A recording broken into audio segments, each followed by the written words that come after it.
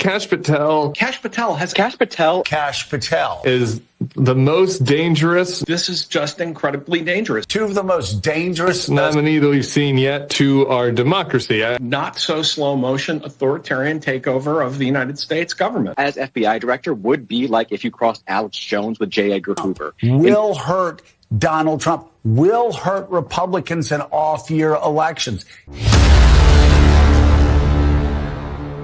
And the one thing we will do that they never will do is we will follow the facts and the law and go to courts of law and correct these justices and lawyers who have been prosecuting these cases based on politics and actually issuing them as lawfare. We will go out and find the conspirators, not just in government, but in the media. Yes, we're going to come after the people in the media who lied about American citizens, who helped Joe Biden rig presidential elections. We're going to come after you. Whether it's criminally or civilly, we'll figure that out. But yeah, we're putting you all on notice. And Steve, this is why they hate us. This is why we're tyrannical. This is why we're dictators.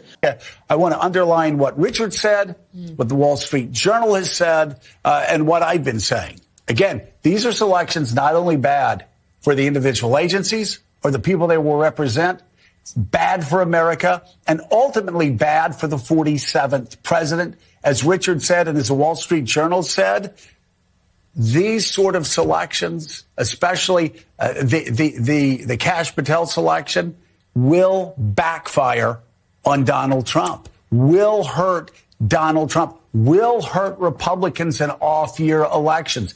Any of these will do that, just like Matt Gaetz would have done it. So perhaps this is him pushing the boundaries. How far can I push the Senate? It is up to the Senate to actually, in this case, protect the best interests of the agencies, of the United States of America, and yes, selfishly, themselves and the 47th president. We'll see how they manage. We'll see if they manage to if they can. Yeah. But there are others in Trump world deeply worried about this pick who feel like Patel is not only unqualified, but indeed dangerous. That Patel will never think twice, never hesitate in carrying out whatever Trump wants, even if it means potentially, people say, breaking the law. So there are real questions here, and we'll get into it as to whether or not Patel can be confirmed.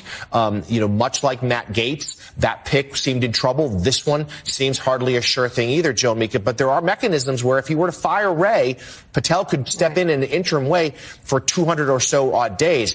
That even that short sample size, even if he can't get confirmed, would be enough to carry out some of Trump's agenda. Now Joe Biden is finally coming in to clean up the mess that Hunter Biden created. It's tax evasion. I don't want to hear Democrats lecture us about anybody paying their fair share anymore, Larry, because the president's own son was not paying his fair share. He was evading the taxes.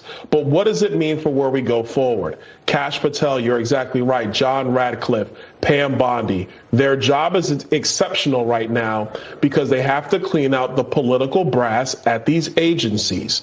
If these agencies are going to survive, as well as the constitutional republic that is the United States of America, our agencies cannot be political. They cannot just be covering up. They have to do their jobs for good or for better or for worse, again, for everybody in our country. That's the bottom line. The American people want agencies that are doing their job, upholding the Constitution and upholding the rule of law, not picking and choosing when they're going to apply the law. Hey, it's Matt Gaetz. I just want to say President Trump made another terrific pick with Kash Patel at FBI.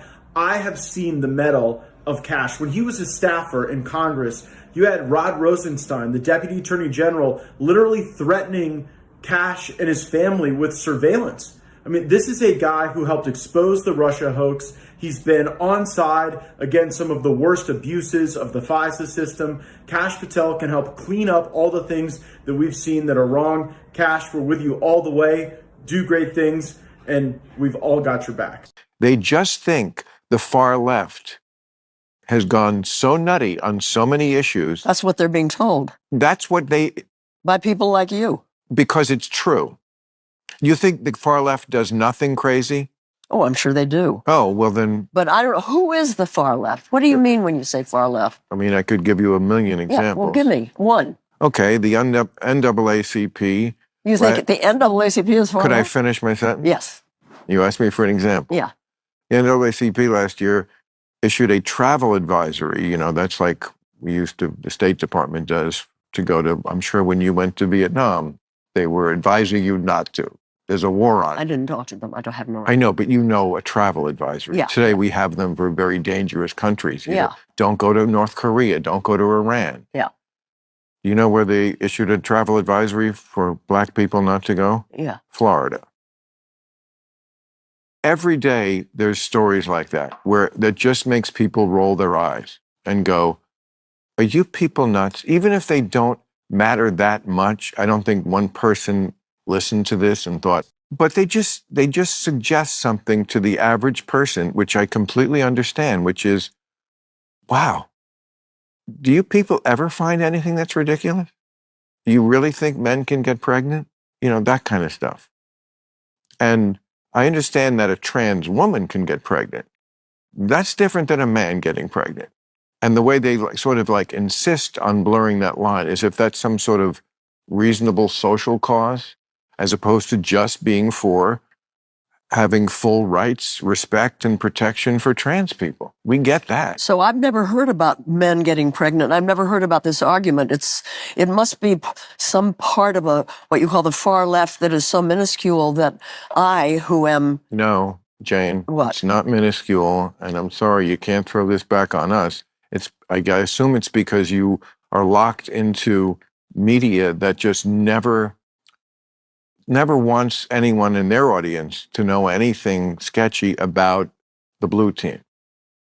Well, and I mean, I don't know. I read two papers, and I maybe I don't. I should watch Fox News. No, I guess I don't watch Fox. That's too far. But you don't have to. I'm not going to torture myself.